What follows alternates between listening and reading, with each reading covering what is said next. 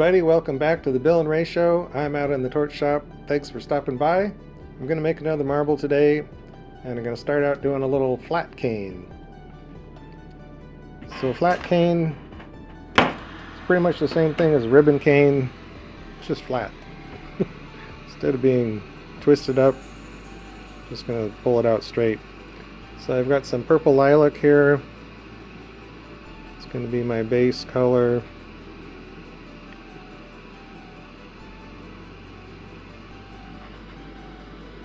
Depending on how much ribbon cane you're trying to make, you might make kind of a bar for the base, but this is going to be a little lollipop. This is going to be just some background decorative, sort of a vine thing I've done sometimes. So I don't need a whole lot of it.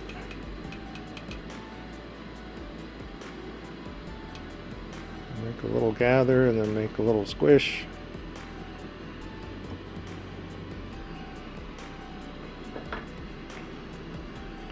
And then I've got some cherry red. I'm going to add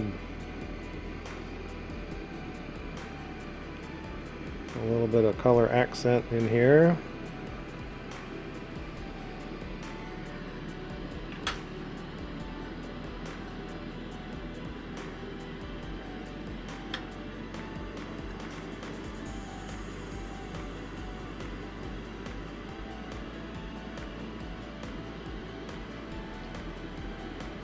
And then we'll cover it all up with clear.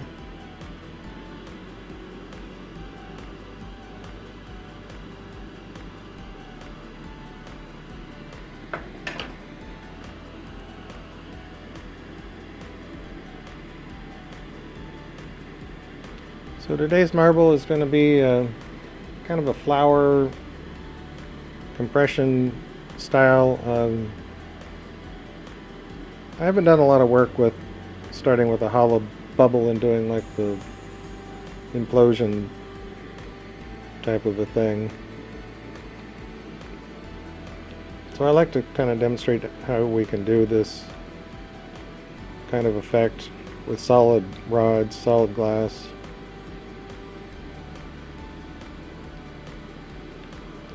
And I don't typically do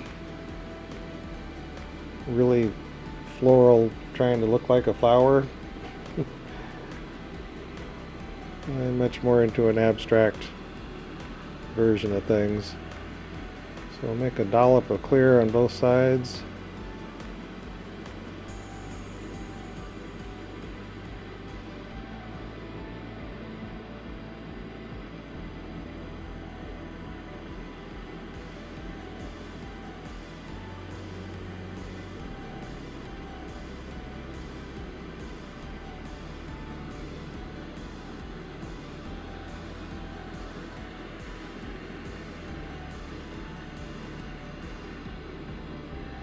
Oops.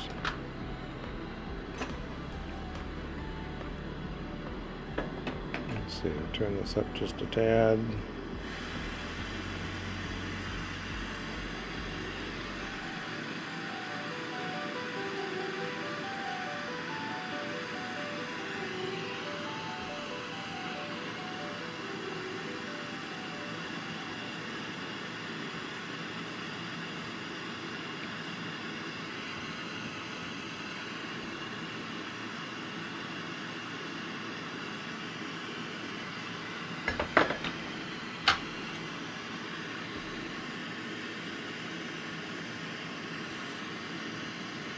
Get this edge kind of flattened out and melted in.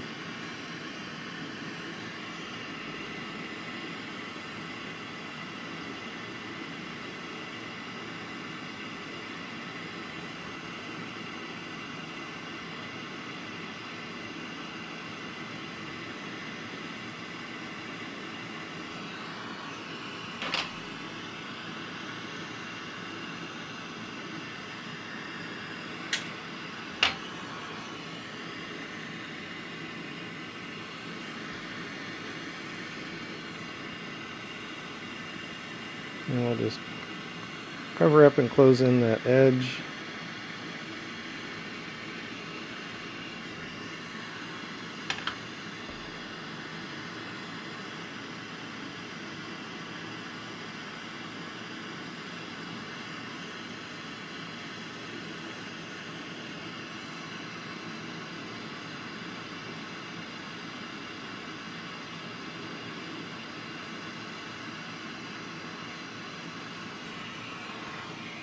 Okay, now I just need to pull this out.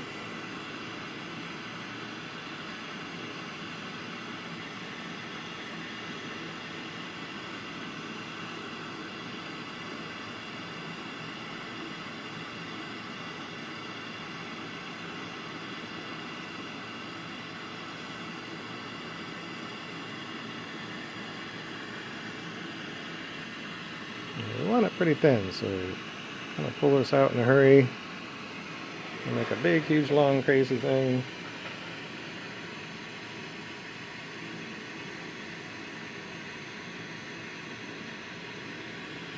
Wait for this to set up a moment.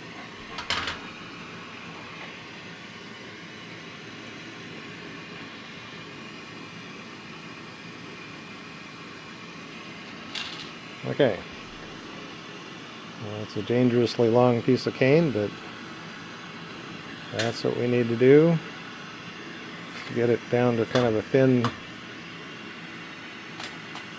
cross section there. We'll clean up our pieces and parts.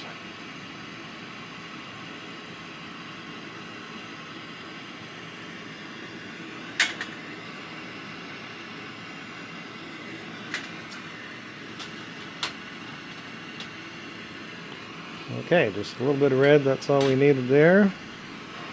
And the other thing that I'm gonna do fuming and then draw some little bits and pieces for a flower. And I'm gonna use this dark amethyst. I used this last week. And I kind of like the smoky, translucent sort of effect it produced. So you could work with a stringer, but I'm going to leave it attached to the rod. I'm not going to be using very much length of stringer.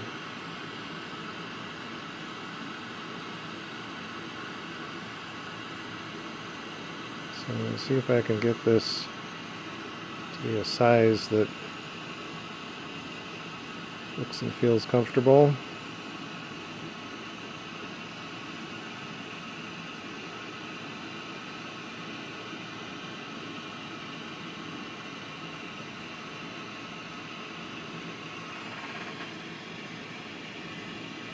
A little bit thick in there.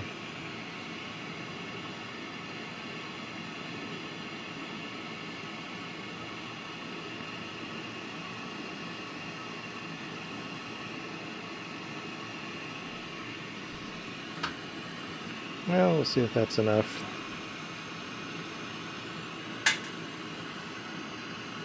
Sometimes hard to visualize how much prep you're going to use up in accomplishing your task that you're trying to do.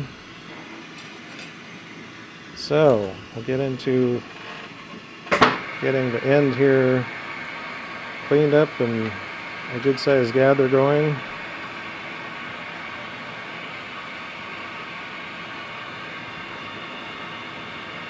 Well, we woke up to some nice chill weather and a little bit of snow yesterday. But the sun's out, it's melting away into kind of a reasonably decent daytime temperature and freezing at night.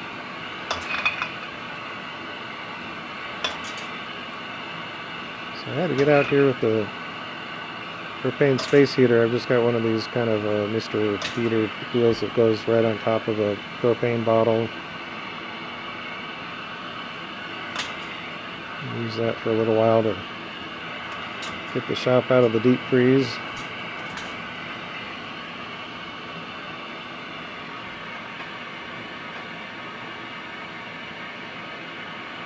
We run 4 oxygen concentrators, and they're in a kind of a lean-to off the side of the building, so they're not in a heated space.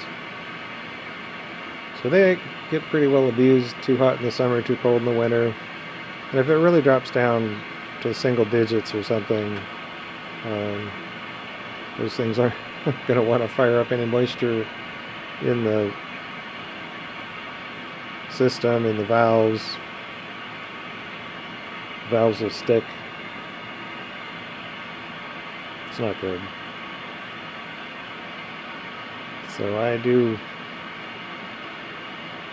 kind of mistreat these concentrators, but I've been running like this for 25 years or something, and it's not really an issue.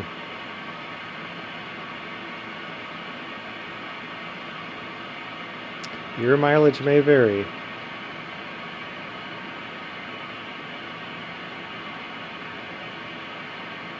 But I've often thought, well, maybe I should just put a little heater out into that space, turn it on, an hour or so before I'm going to start working. I pretty much have decided that if it's that cold that the oxygen concentrators don't want to work, then I don't want to work either. That's just doesn't get that cold very often in the wintertime here.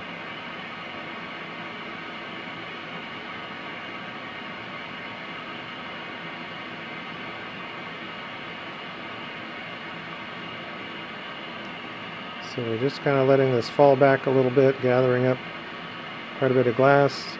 I'm going to get a gather and then flatten the end of it, and that'll be my surface that I work from to do this compression sort of a decoration.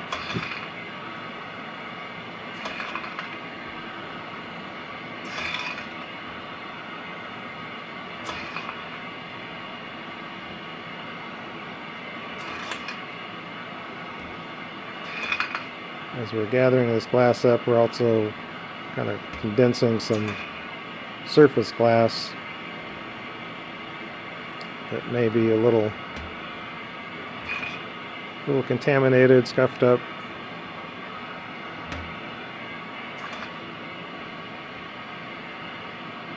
It's a little chaotic trying to tweeze this out, because every time I do that I risk getting some new little fizzy bubbles on the surface there.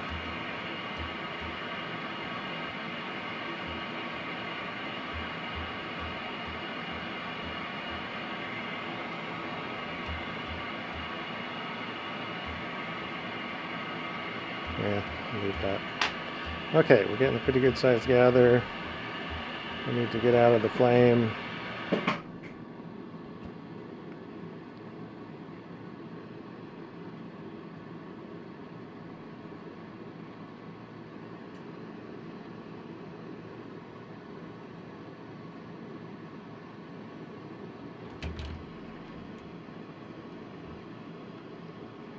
Let this cool down until it stops wandering around.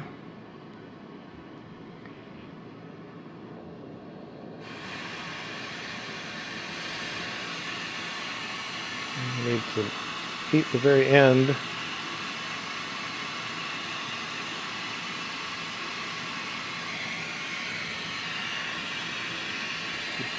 Make sure my surface here is nice and clean to press on.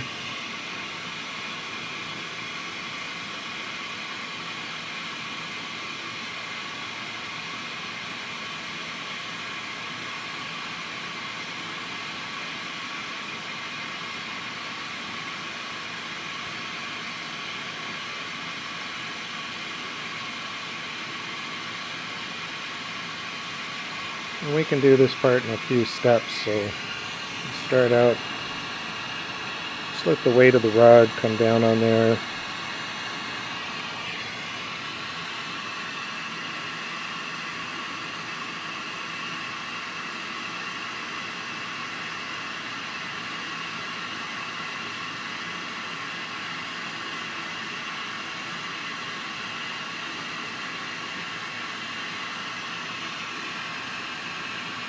And rinse and repeat.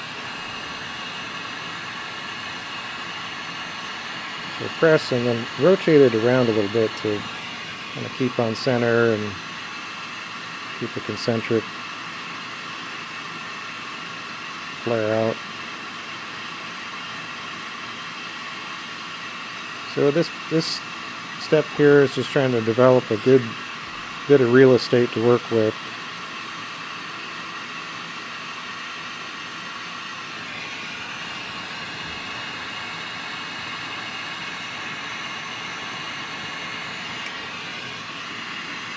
And then we want to flame out our chill marks.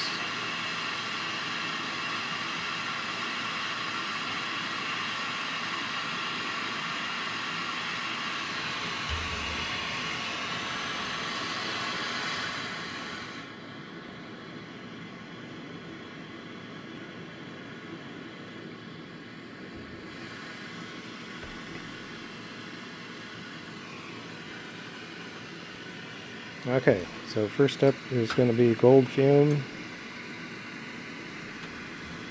And we want to get this surface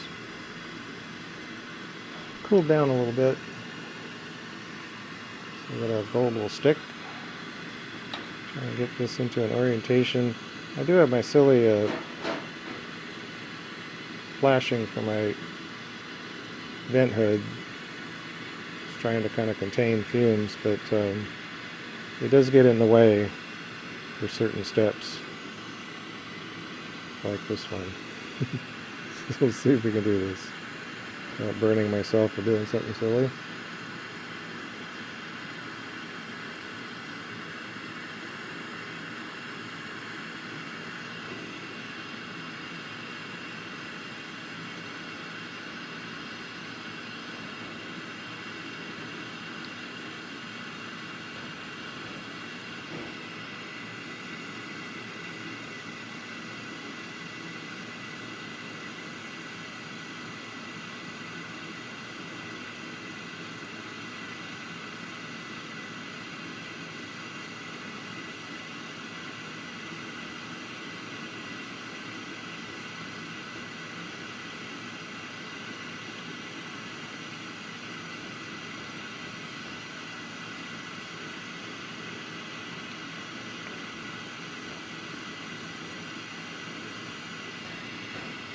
Okay, getting a good bit of fume. And you'll see sometimes some weird patterns where the fume is inconsistent, how it sticks, and that has to do with the surface chemistry of the glass. And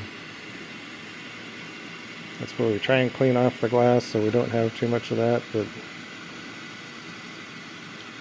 this is kind of common factor that I find doing this.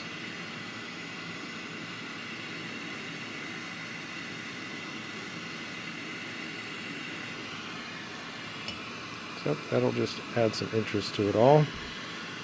And now I'm going to do some silver fume, and I kind of think of this as almost like a protective coat, because in the next step of adding the pattern, you may burn out some of the fume. You kind of add sort of a backing of silver.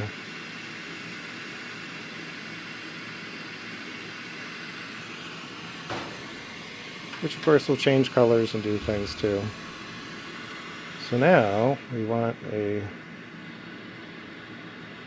not too crazy flame. And try and do a little drawing on here.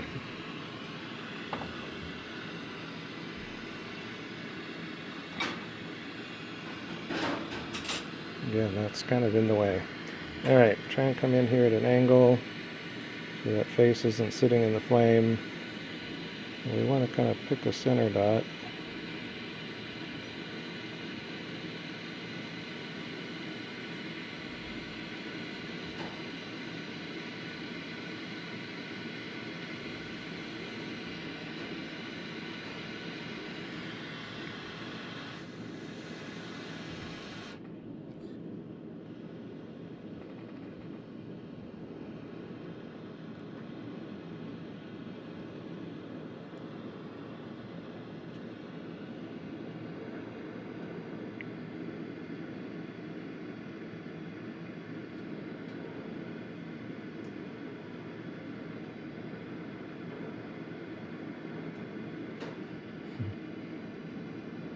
Okay, well, not doing very successful details here.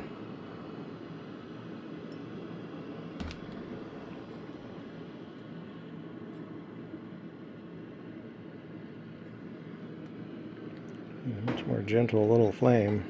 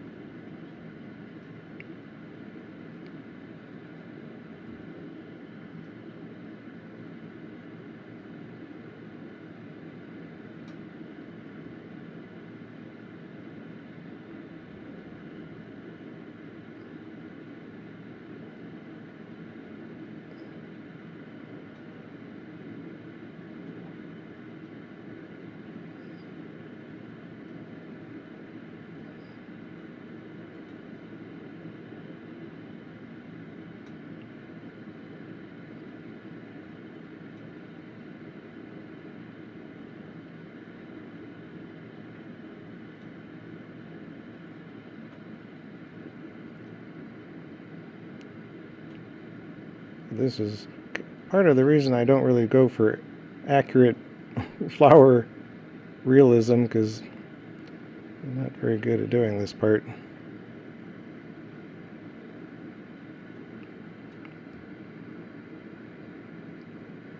Don't have quite the same eyesight and fine motor skills that I did 20 years ago. But hopefully the end result will show that it doesn't really matter too much.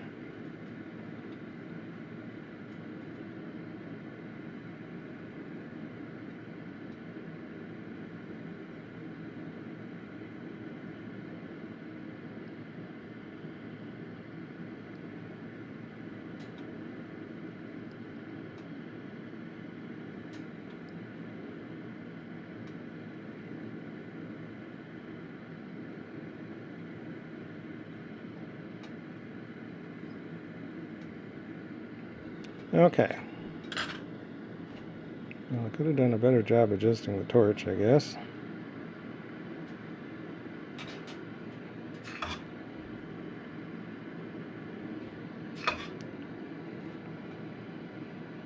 So we got a number of pieces that are pretty wonky, but that's okay. So then we need to heat up our color pattern.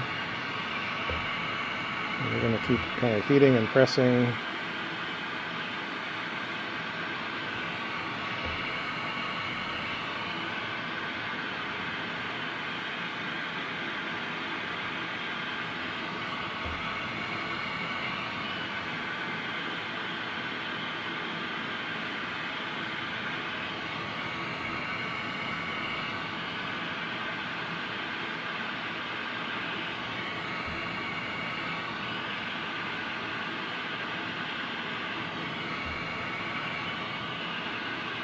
So the important thing is whatever dots, whatever pattern you put into something like this, you just want to make sure there's some spacing, there's some clear in between.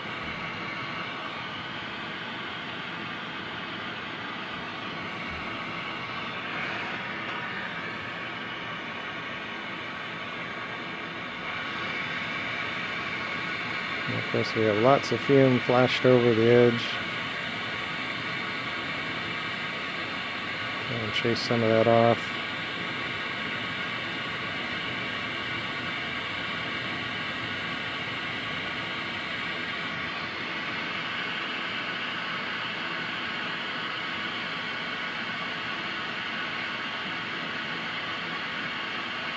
Now, oddly enough, usually I'm kind of focused on burning out the fume in between the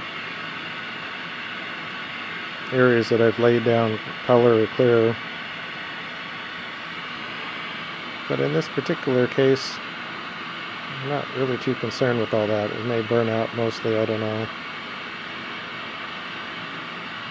But every time you have to just keep heating and pressing, trying to get that pattern fixed into the clear.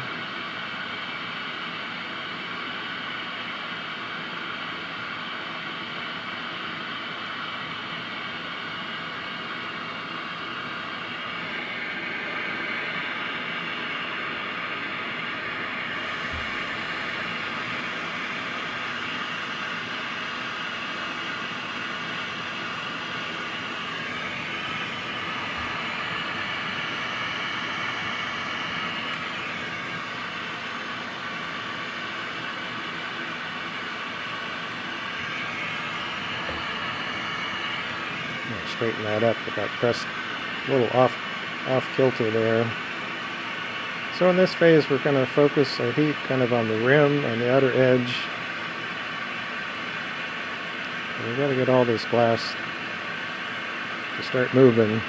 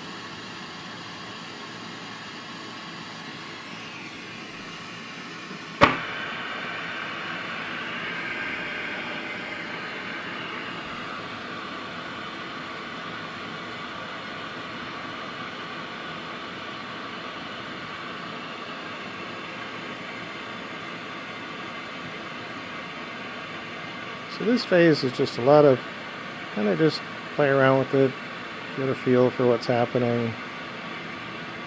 If you're watching this, you've never tried doing this, it may seem to not make a lot of sense.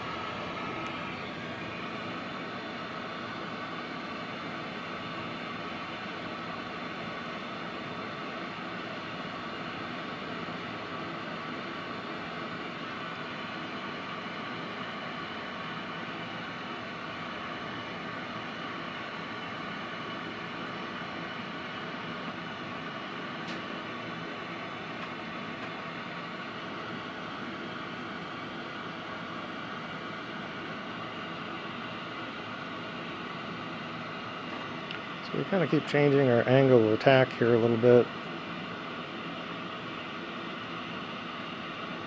It's always most difficult getting the heat into the center. So sometimes we have to just get aggressive at trying to push some heat right into the middle.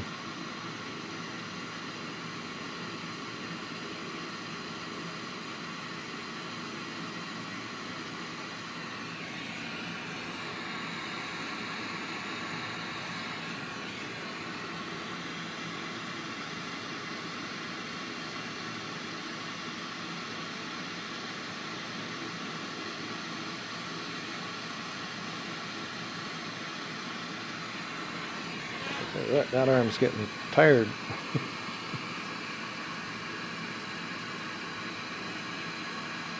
I had a flu shot a couple days ago. My left arm is definitely feeling it a little bit.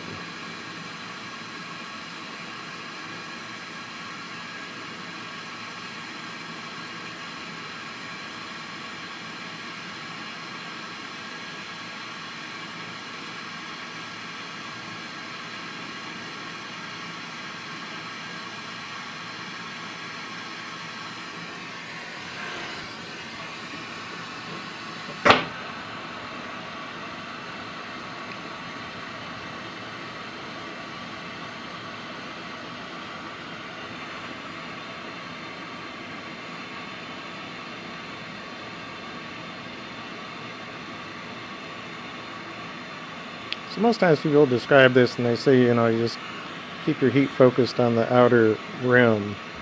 But I find you have to get some heat into the face as well. And how many times or how often you go to press will affect the outcome. How hard you press. A lot of little subtle things are shifting during this step.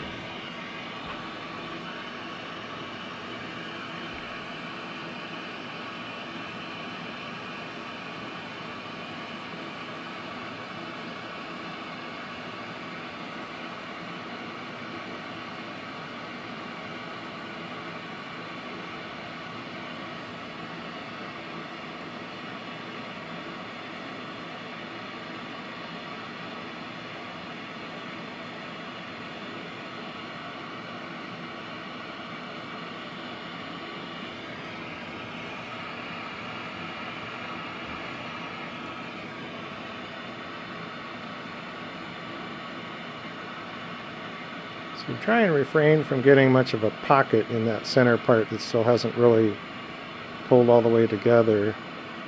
And so you are trying to get that outer rim, get that clear glass to start spilling over at the edge.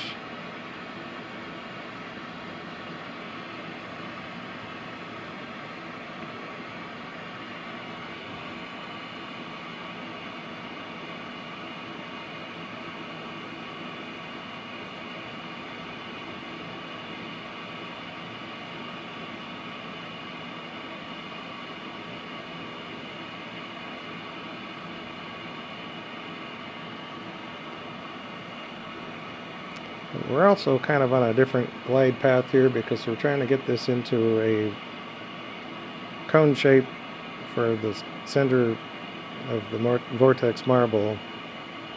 And there's several manipulations that we can go through coming up here to kind of change that trajectory.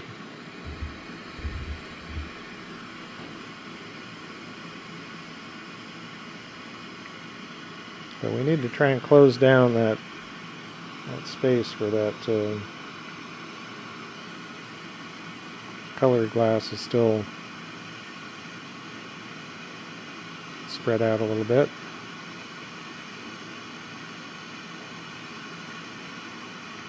It's basically at all the pattern, whatever you draw, it's collapsing on this end into that point.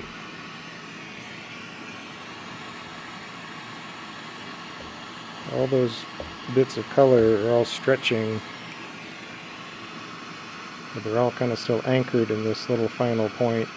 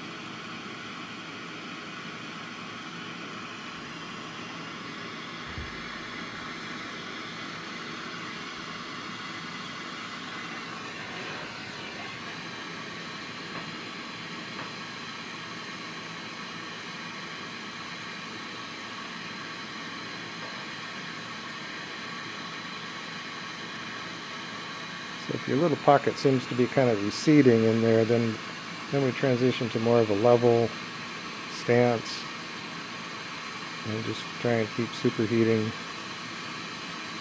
that clear on the end.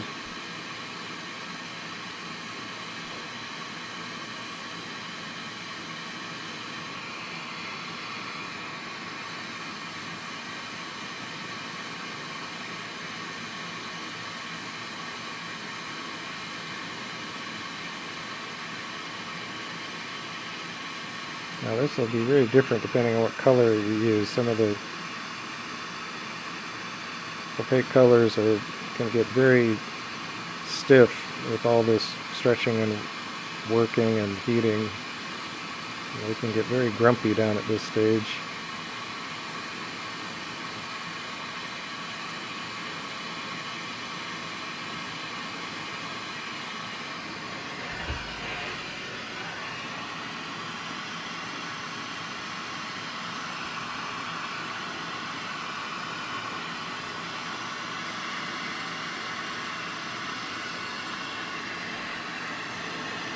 Okay, at some point here, I'm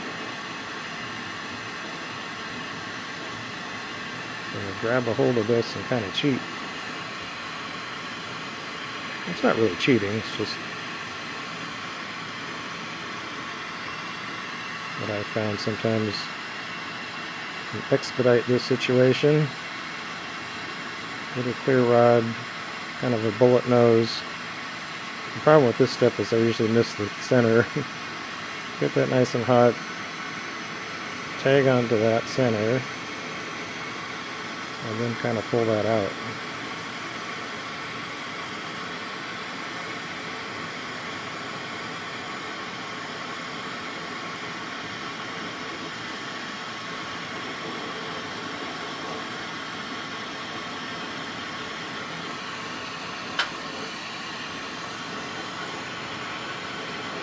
And then we'll try and tweeze off this little bundle space.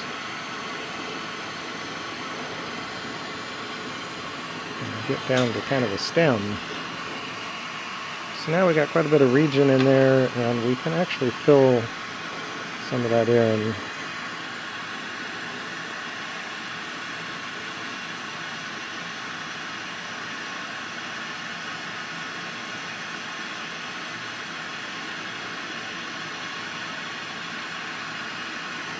Smooth some of that out a little bit.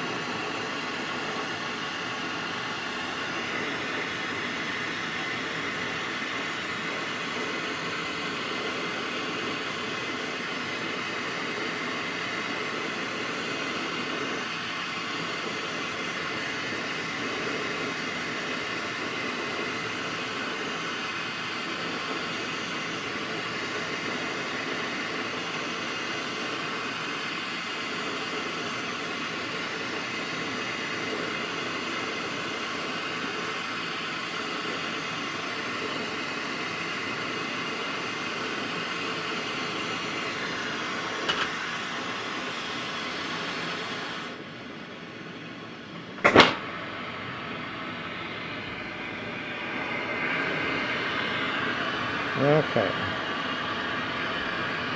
Melt some clear in to fill that up a bit.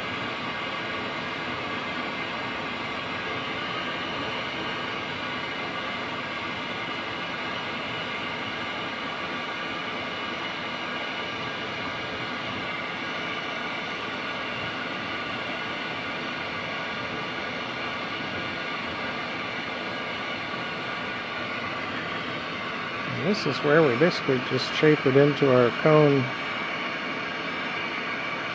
Vortex marble effect.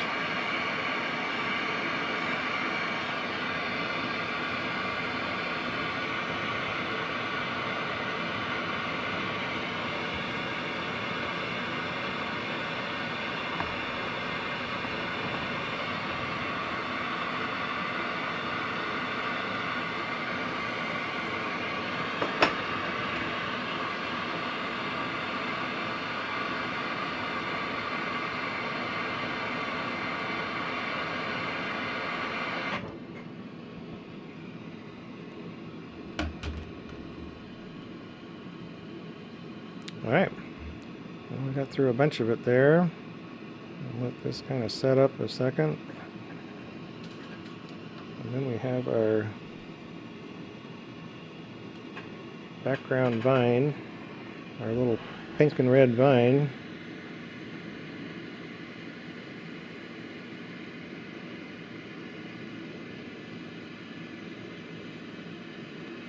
So as I'm kind of spiraling or wiggling this around, I'm twisting it. Now I don't know, this always comes as unknown as to whether you're going to be able to see this, around the edge, you usually can.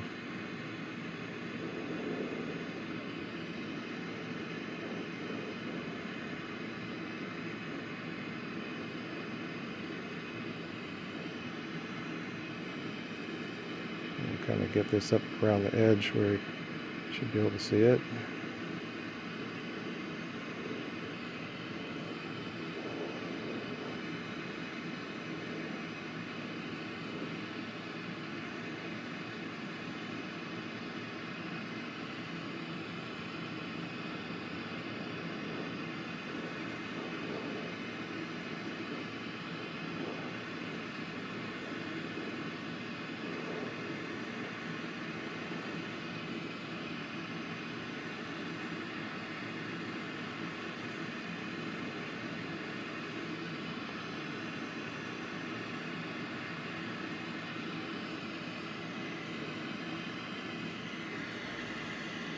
Okay, well, hopefully that gives us a little accent there.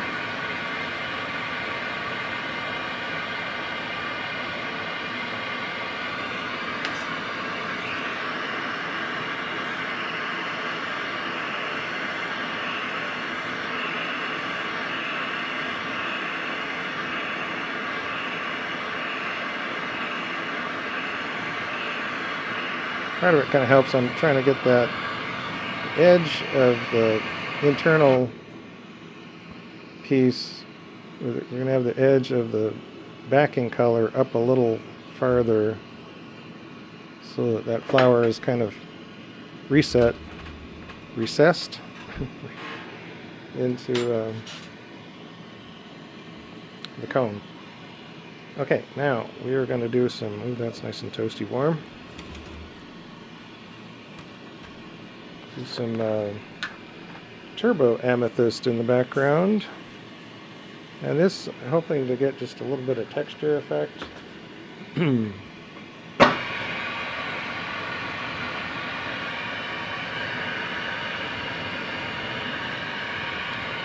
Another marble mud.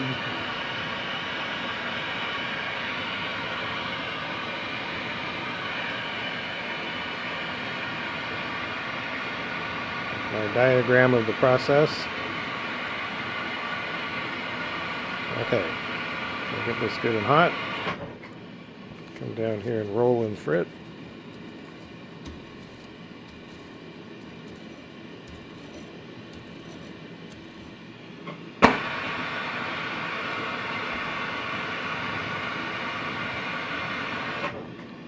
Missed a spot on the bottom here.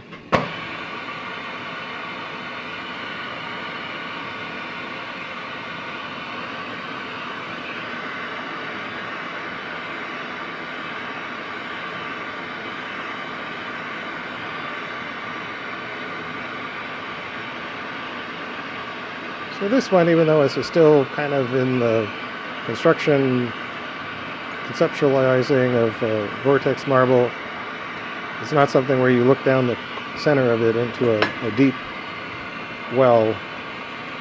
So this is a bit of a modification.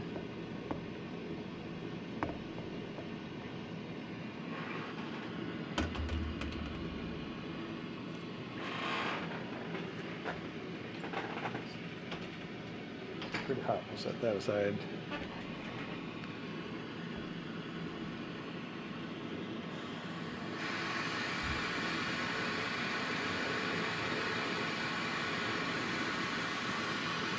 All right, next step. I have a black jet rod. I usually don't try and do full, what I consider sort of like full strength from the rod. I usually do this phase in stringers. I'm going to come along this edge, kind of define our edge.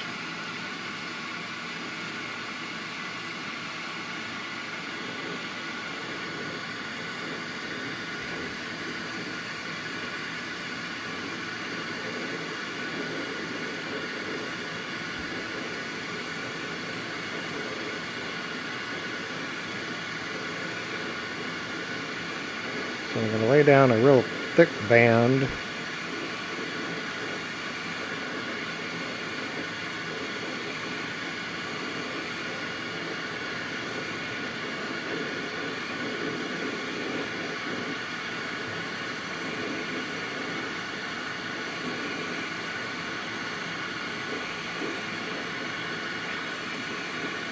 And have it spaced out.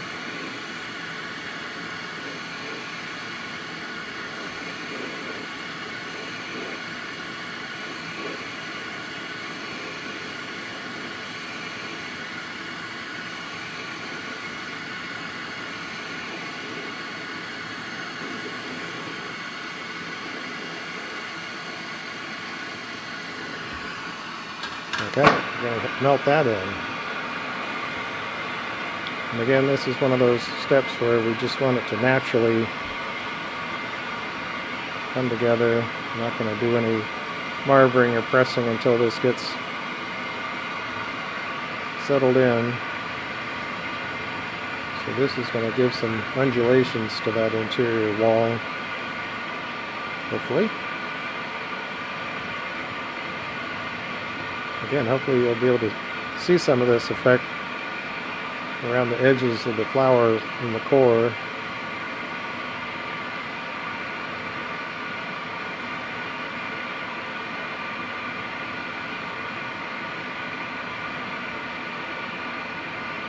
Some things like this become kind of the little intriguing aspects that you have to kind of search for. You can't just glance at the marble and say, oh yeah, bang, I see that. This might be something you have to kind of like study it a little moment and get the lighting just right. It's fun to have things that are, to me, it's fun to have sort of hidden things going on.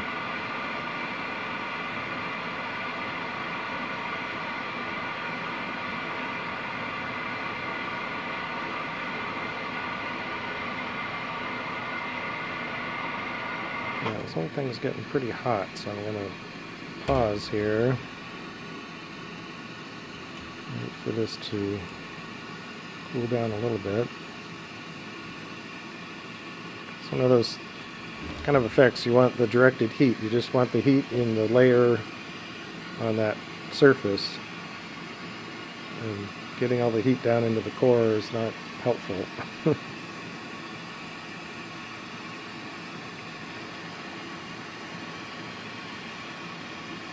But it's inevitable.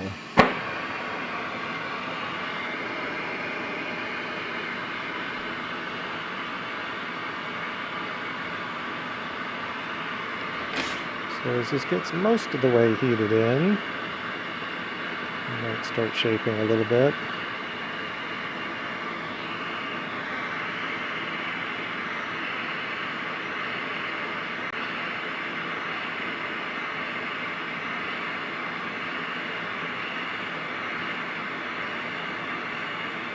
And as I hoped, you wind up having those gaps between kind of closing in.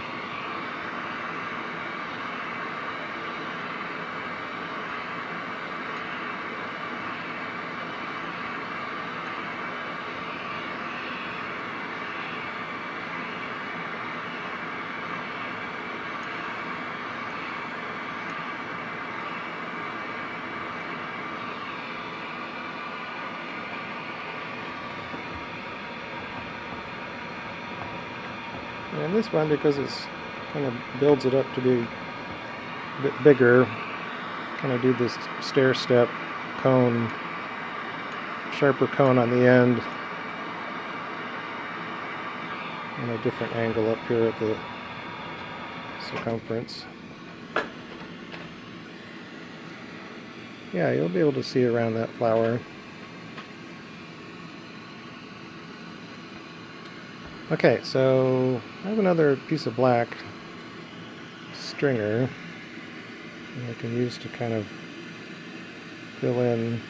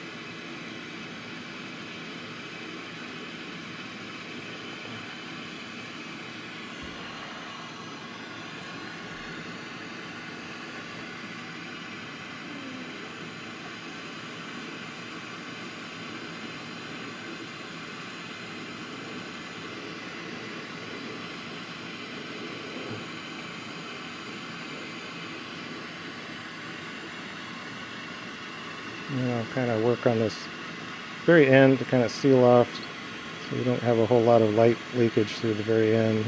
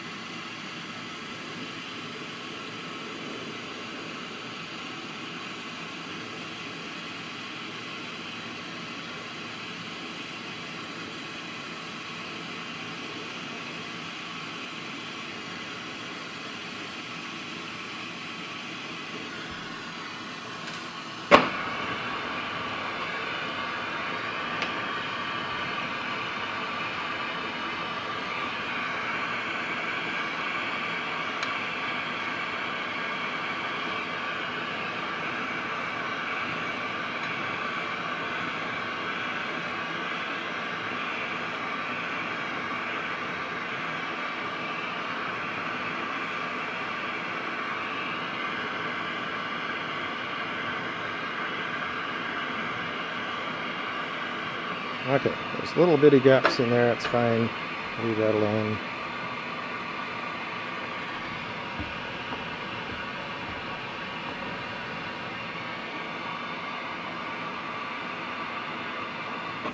Okay, I think we're ready to fill in our backside.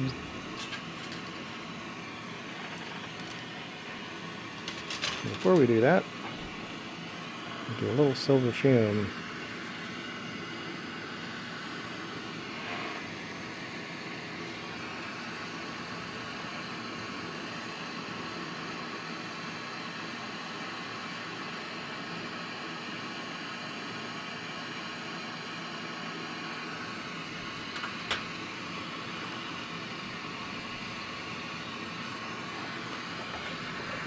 Alright, moving on. All the hard stuff is done. Well, most of the hard stuff's done.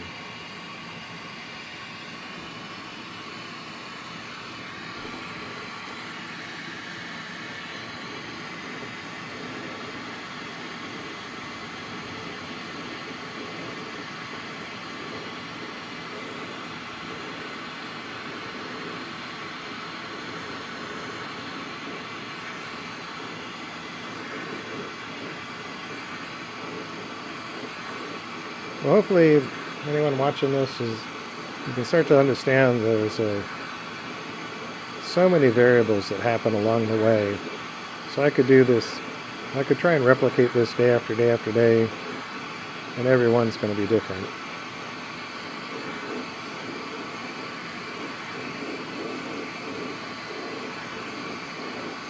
If you make enough of the same thing enough times, I guess you get to some level of consistency that there's just many, many different things that can happen along the way. You kind of tweak it a little bit.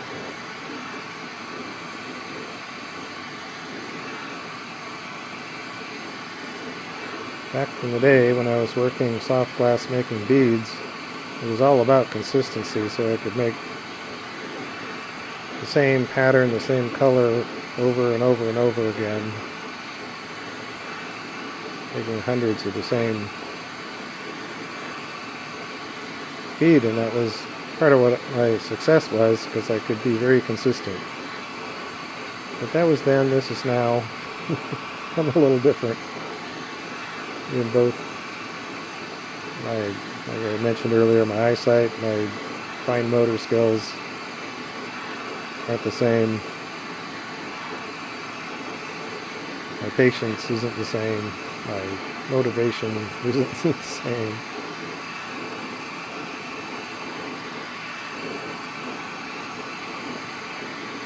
So when I was really cranking out soft glass beads, making maybe 100 a day or something, you know, it paid the bills and helped raise the family. But my level of joy in the enterprise was perhaps not the greatest.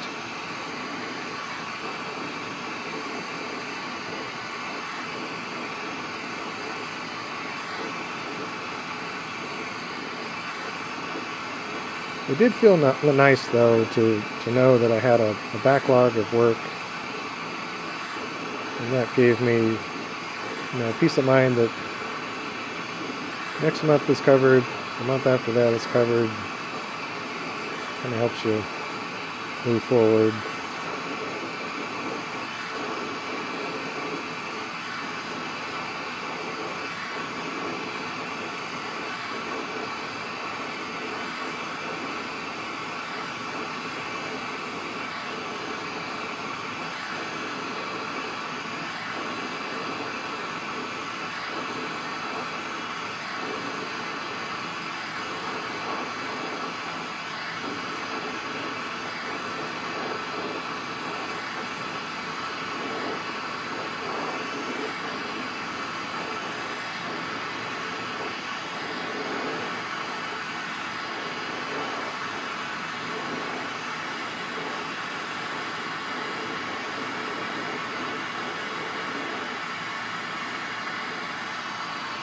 Come up to that edge.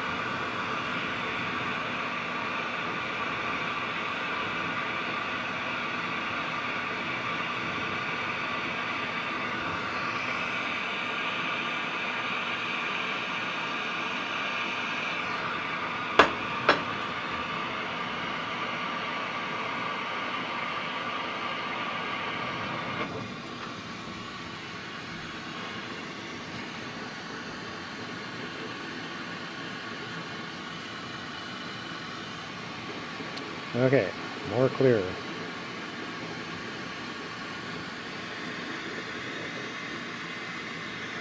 Once you have that other layer of clear, adding more on top of it is a little easier.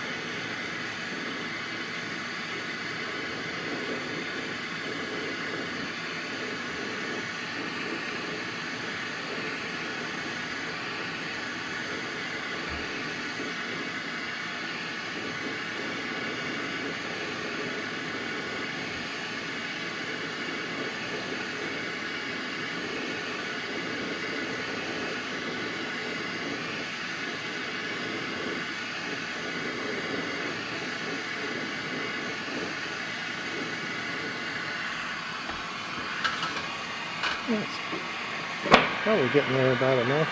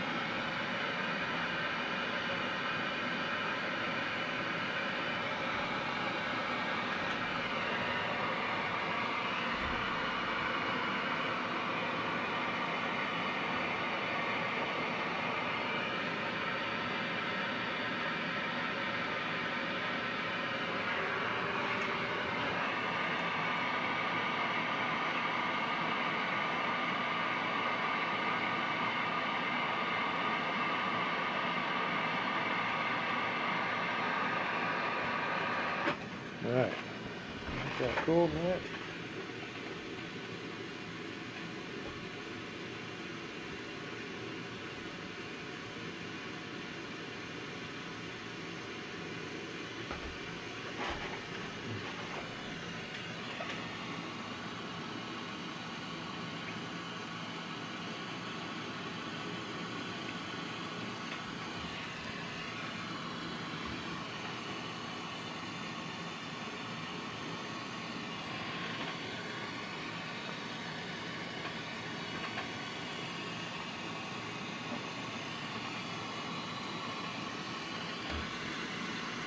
Okay, the back side.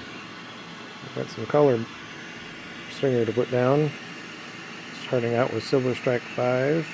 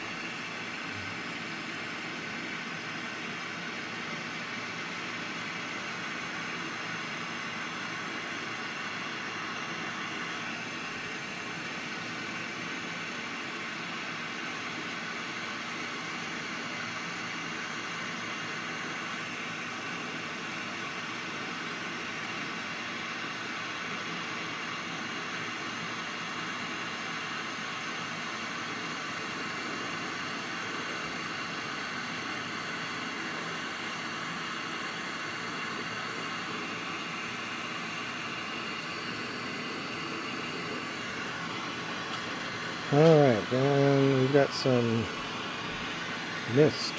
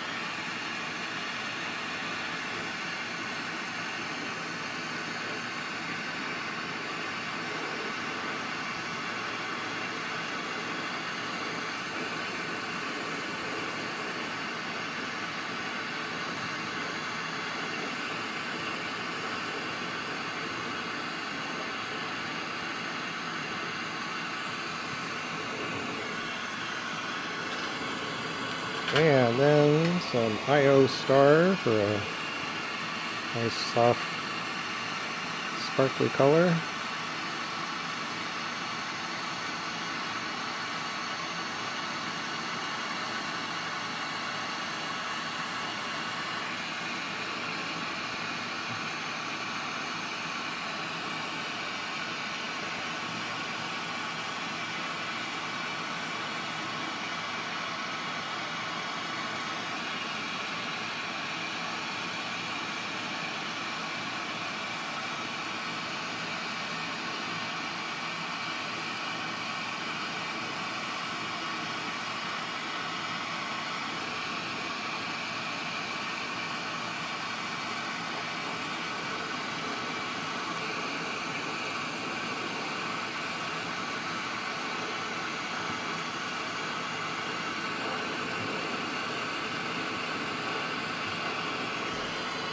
Okay, then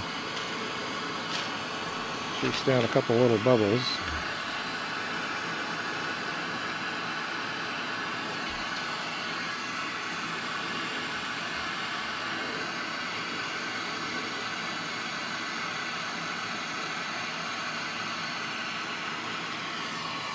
Yeah, don't see too much there.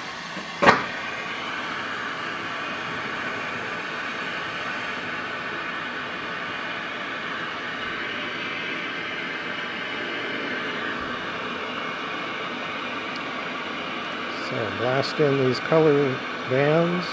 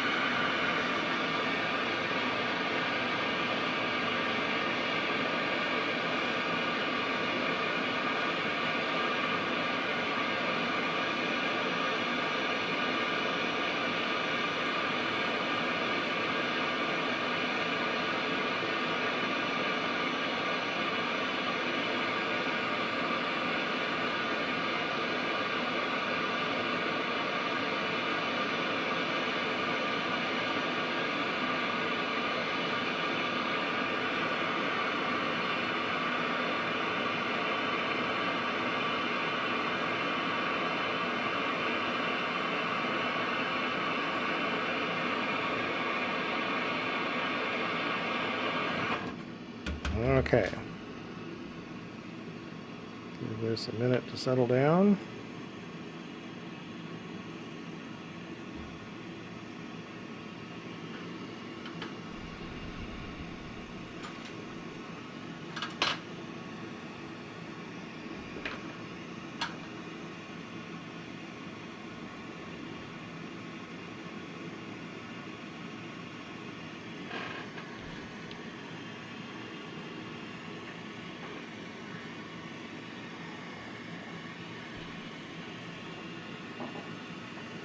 All right, let's give this a go.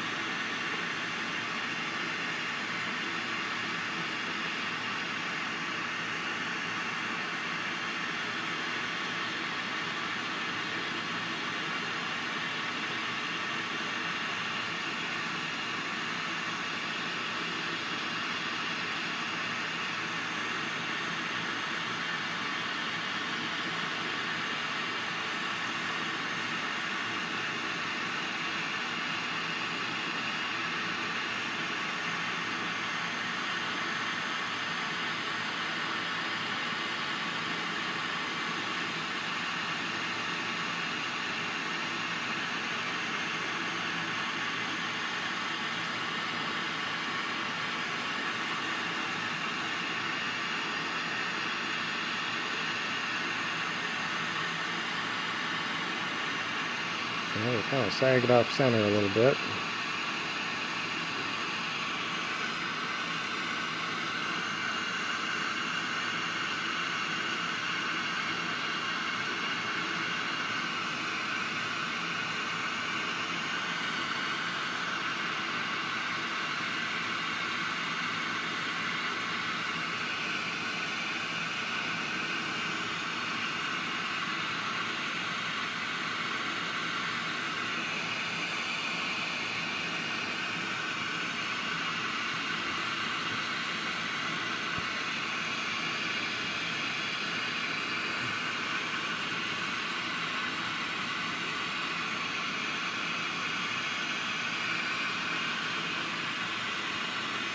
So it makes it a little hard to determine where the where the end point is here, but I'll get this back on center and redefine that.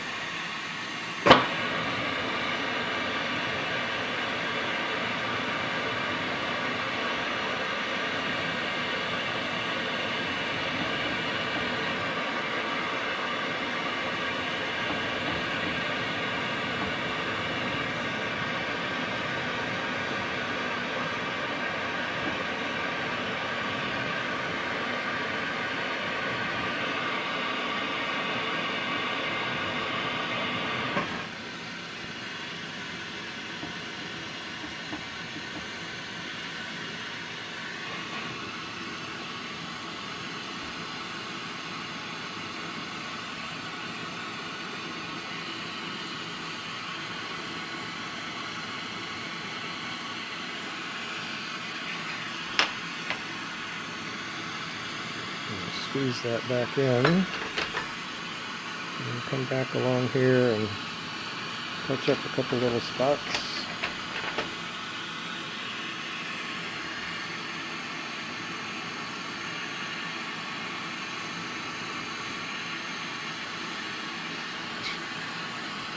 And off center again. A little too warm all around. A little out of control.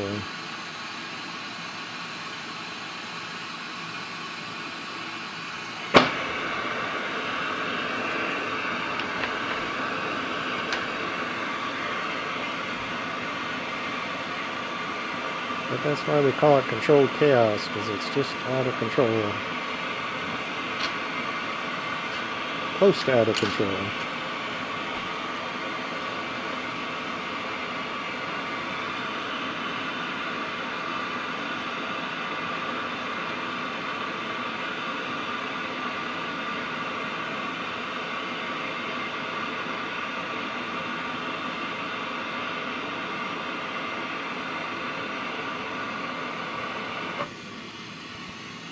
I do see one significant bubble we've got to get on top of.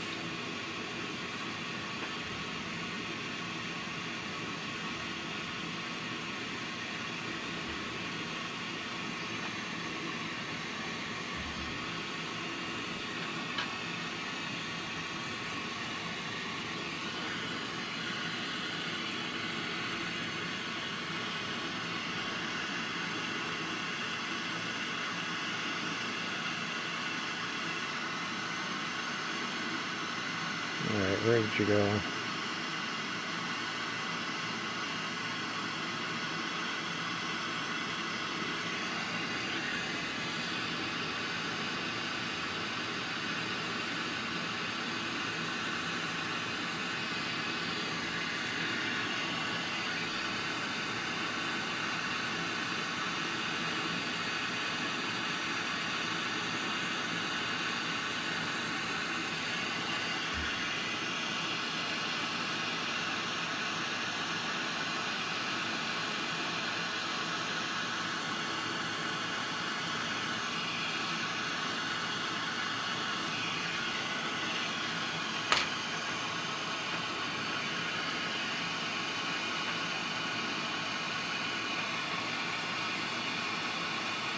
Yeah, I'm not sure if I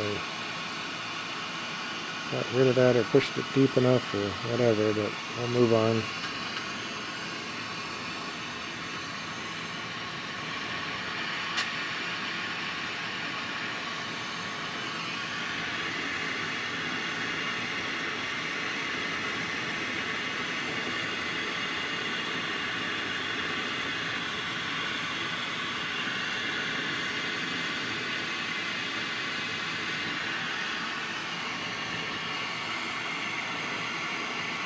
So try and kind of focus on where I just attached the punty.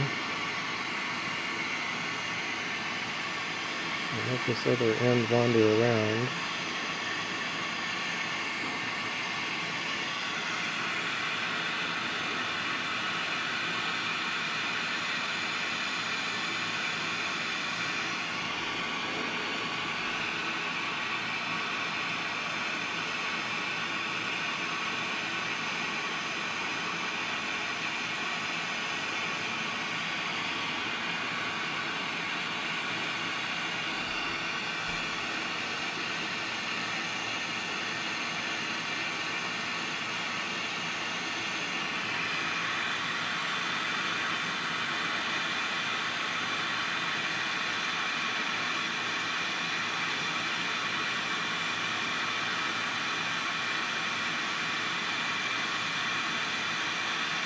So we kind of focus our heat on the edge that we need to expand out.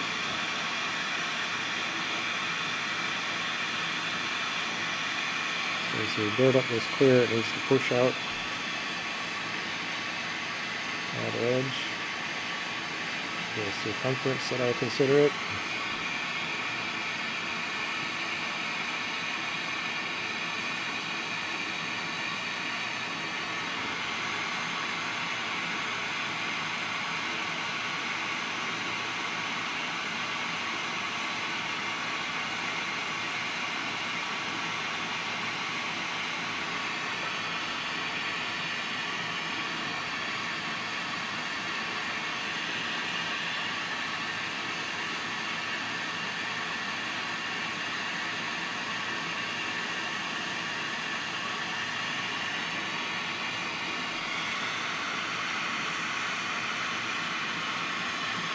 Okay. A little more aggressive now.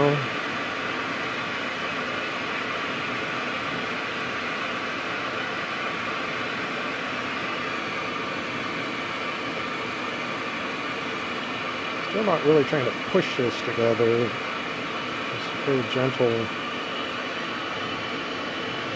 Using a little heat and gravity maybe to influence it.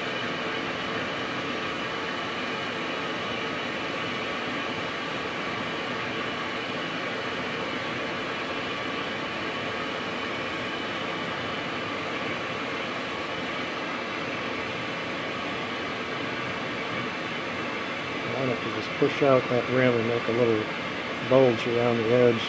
That's glass that we're going to tear off of there.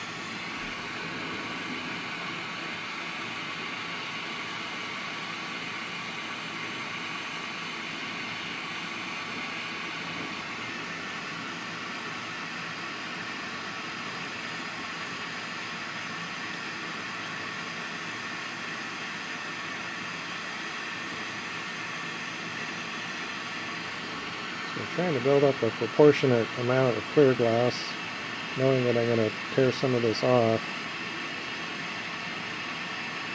It's a little challenging trying to consider the proportions. Go to our roller.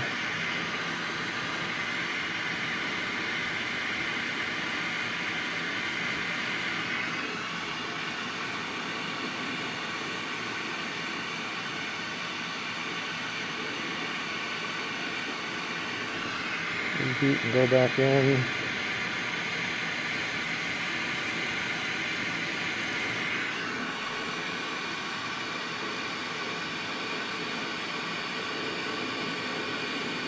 So it's small enough we can pull this apart just a little bit.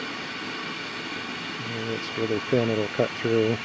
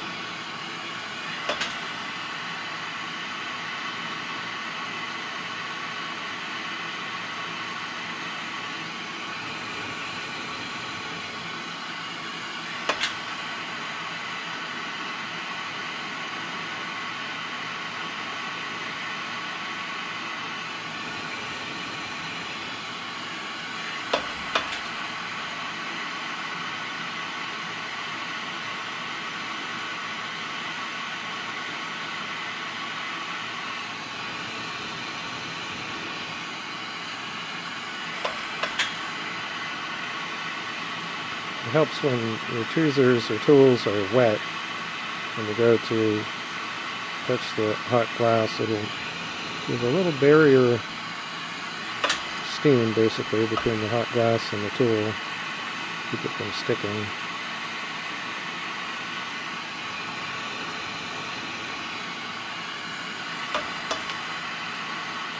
And it's timing as well. The longer you're in contact, the water boils out pretty quickly.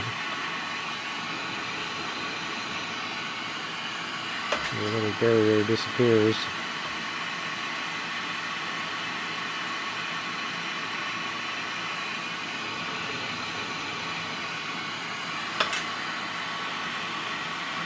You always drop out of the flame, and don't throw your tweezers right into the flame unless it's really quick.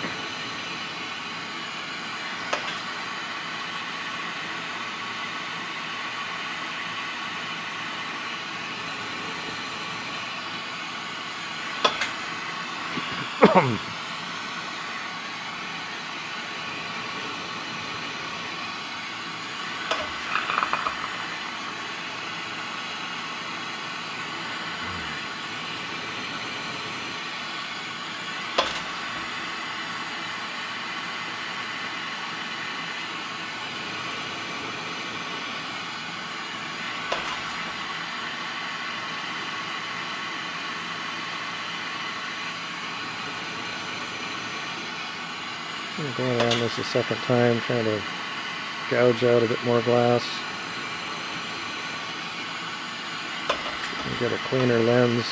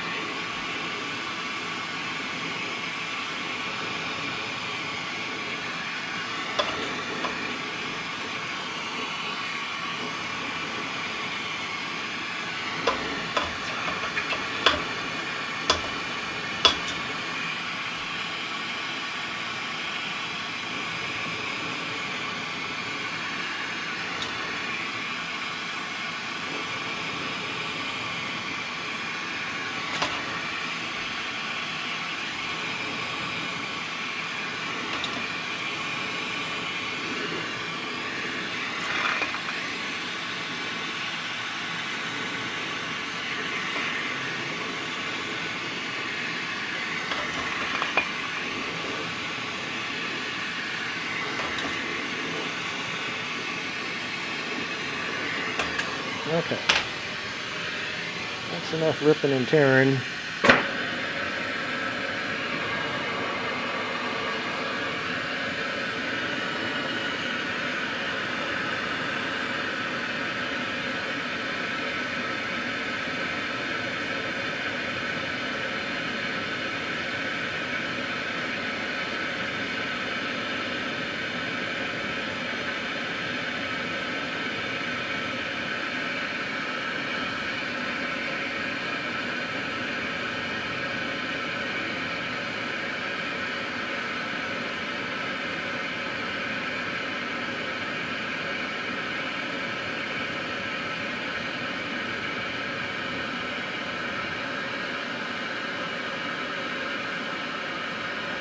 It's pretty elongated at this phase. So we've got a bit of work to do to get this rounded up. So all the glass is done. Adding the color, manipulating, adding the clear. The glass is all there for the finished marble. Now it's just a matter of changing the shape of it.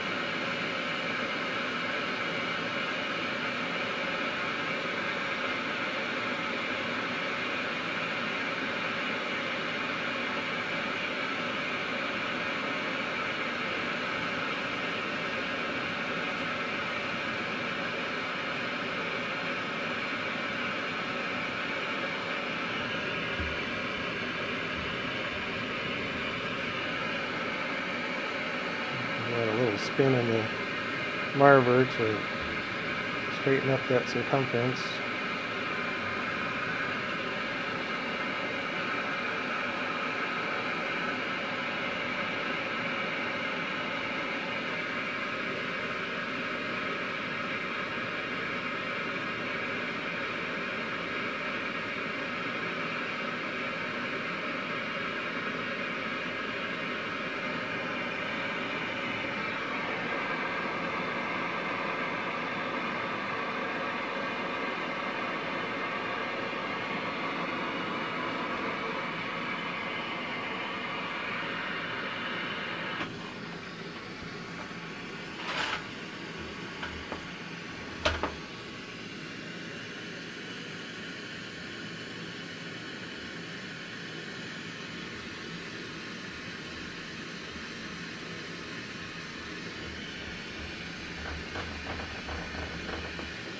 So we get the one half pretty well shaped up in that pass.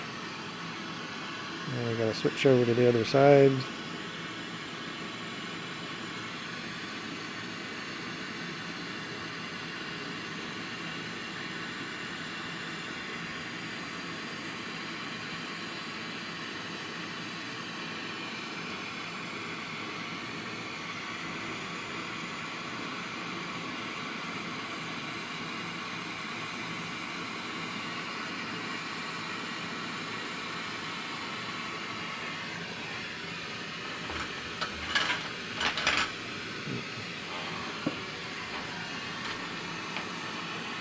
Multitasking allowed it to go a little wonky, but we're back on track.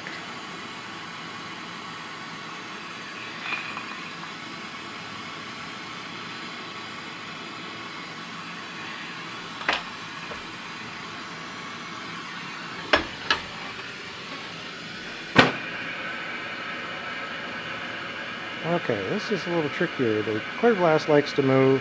It's easy to heat up. Heat transfers through it.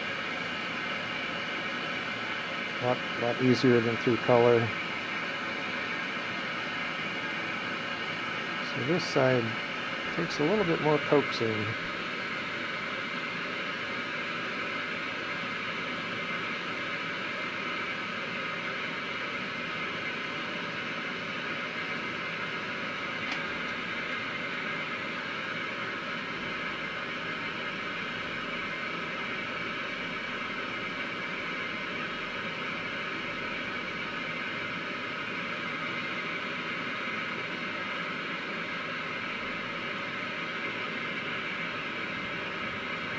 Trying to get the angle of attack to let it fall down on its own.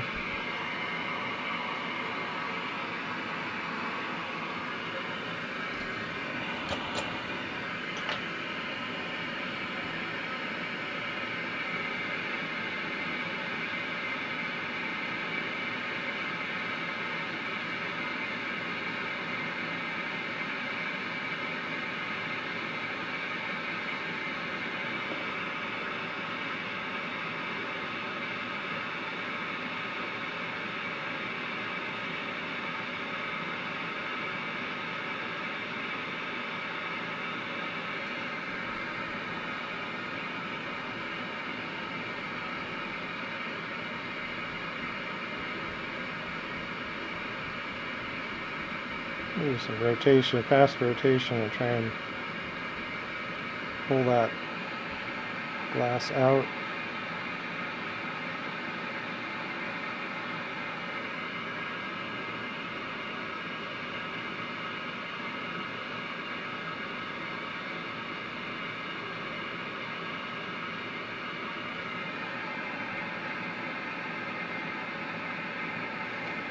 Alright, well, we'll go into the marble mold here, kind of level.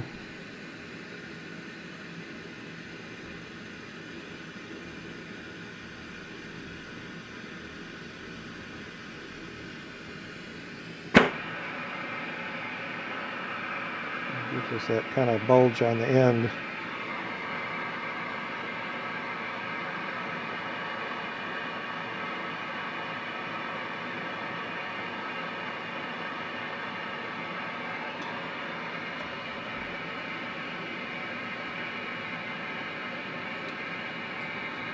Like I said before, that trying to leave that end alone helps preserve the depth of that vortex effect. So as much as possible, we try and scooch all this glass up, round it up, without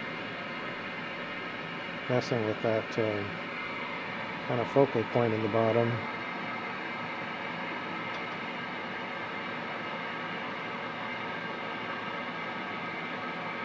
So basically, a straight-sided cone is going to kind of flare into a more curved funnel shape.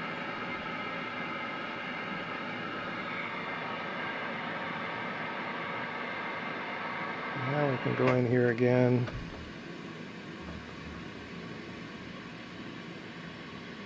Get a little bit closer on that tip.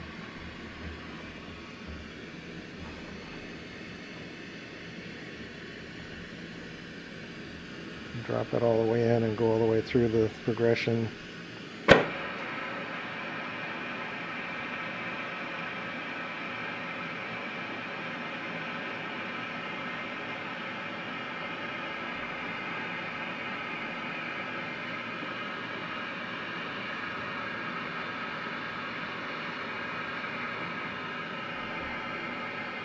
Well, I hope you guys are getting something out of this marble build. Like I say, not really trying to do true-to-life flowers inside a marble. That's not really my thing. I do abstract,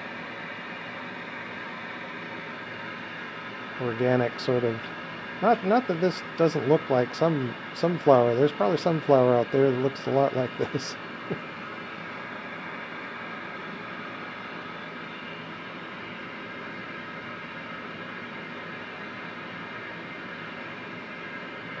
This was a little bit more about the fume effect, trying to kind of develop more variations of using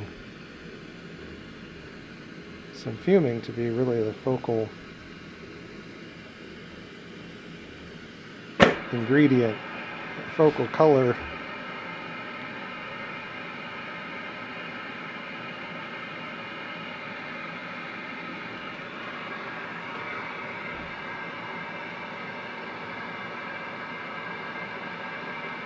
Well, this definitely came together with all the things that I was hoping to do.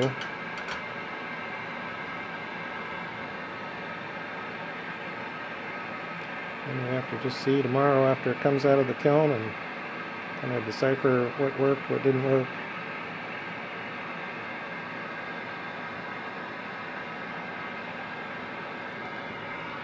Clearly, when I started drawing the flower petals on there, the torch was not dialed in right at all.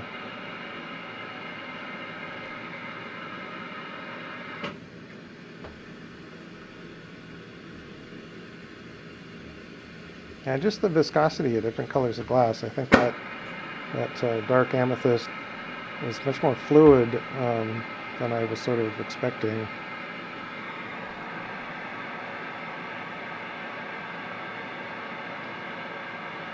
A lot of color is pretty rigid. It takes a lot of heat to get it to a soupy kind of level, but that dark amethyst seemed to be kind of going soupy on me in a hurry.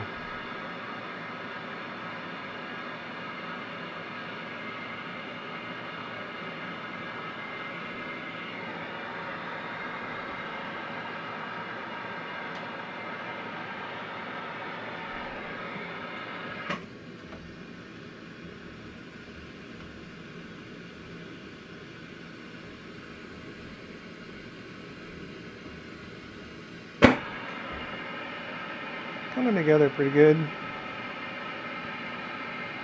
That edge is still pretty wibbly wobbly in the reflection.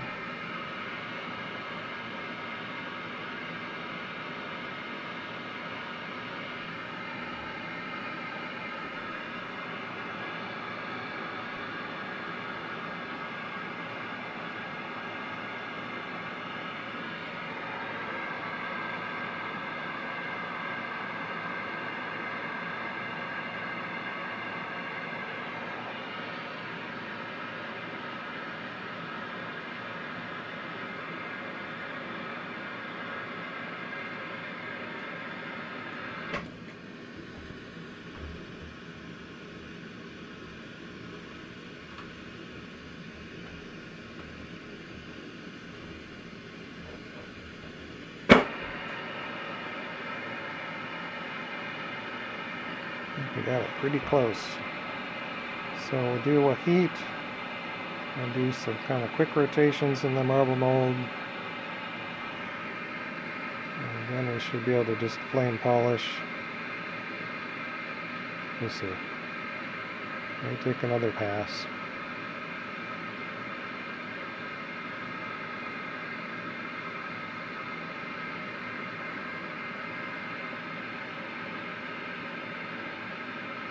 So we go in here and we kind of get some fast rotations, go in the same direction.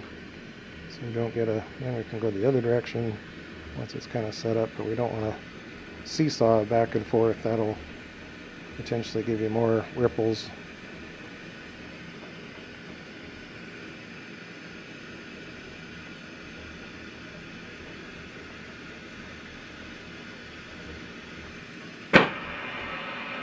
And that should give us, I still see some pretty good bounce there.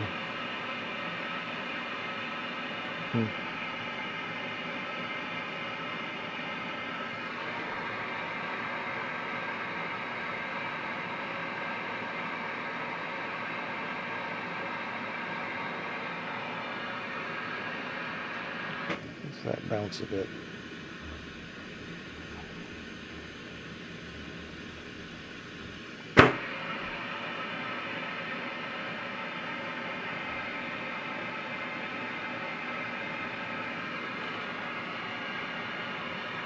Anyway, you get to some point where you're just better off to stay out of the marble mold.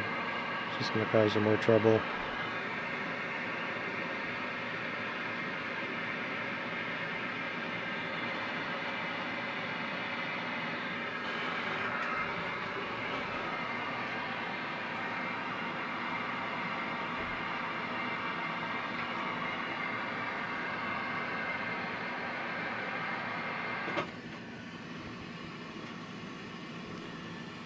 Keep rotating it in the fire until you're wobbling around too much to control.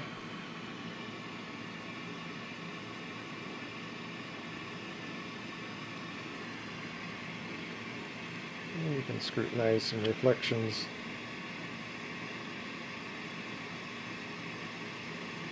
That's looking pretty clean. So just gotta let this cool down.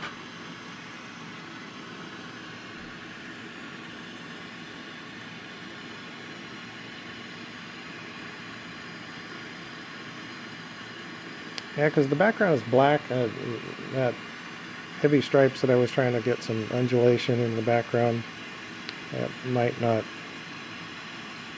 really show up unless you got really intense lighting in the right direction.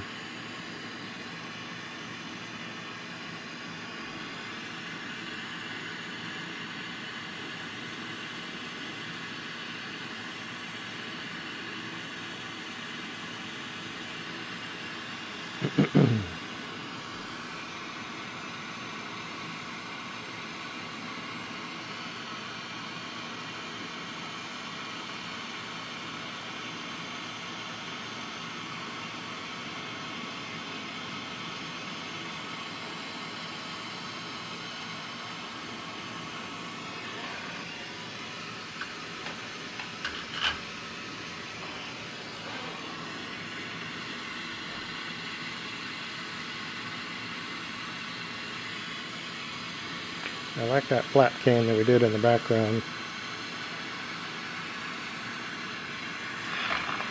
It's a nice touch.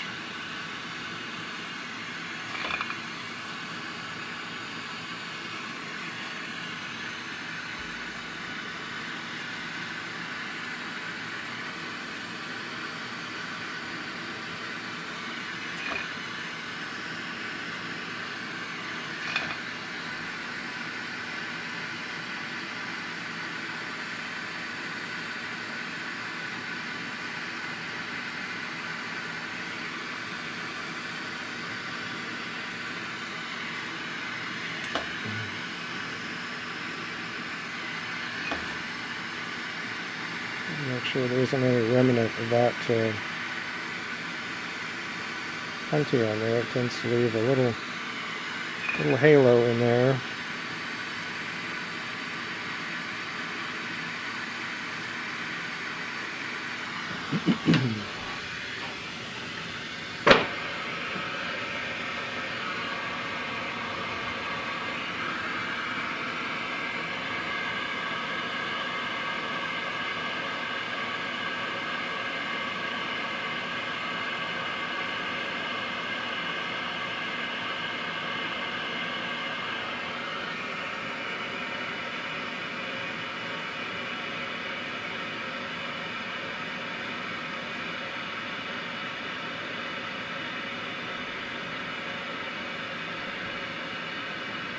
Okay, get that front lens heated up, drop it into the back of the mold on the back side of the marble, and start rotating. You should lower it in there.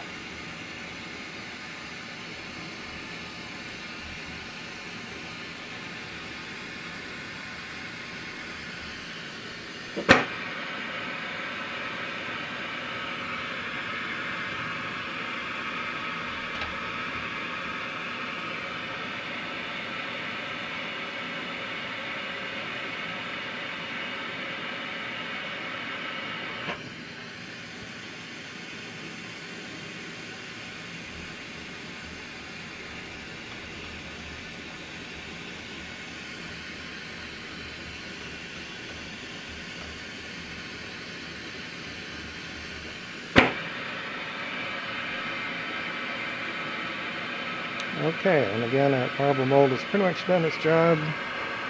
Sort of wrinkles up on the very end, which is pretty typical, so we just kind of throw a lot of heat into that end. You have to kind of time this so you don't want things to get too crazy hot. Come out of the fire and rotate that while you're watching the reflections.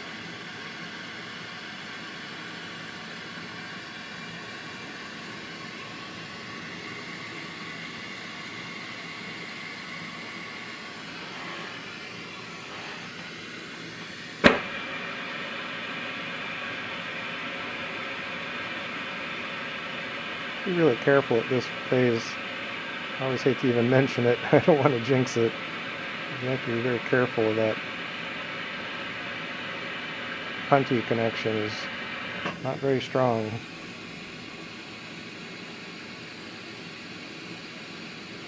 As you go through these cool down phases, you can easily stress that puntee connection.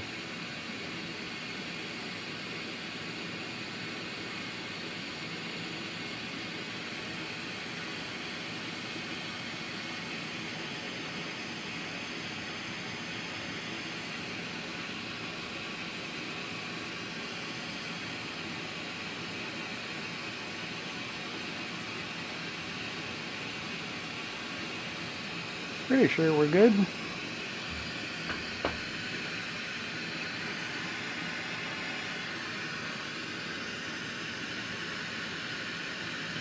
Gently drop this down. The freezer's wet. Okay, chill that funky mark. I knew this guy when I put it on was a little bit tight.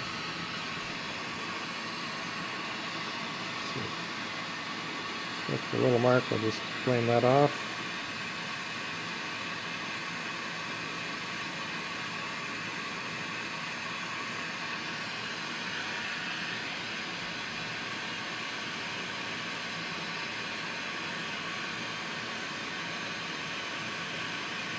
Just a little divot.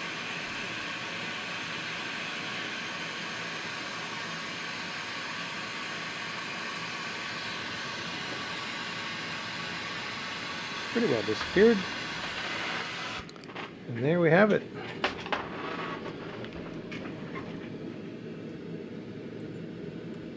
This all went actually quite well. So hopefully you guys can see what we've got here. Check out right after this, you'll see a whole little video of the finished marble. And then I do a whole separate video on my channel, William Grout channel, just showing the marble.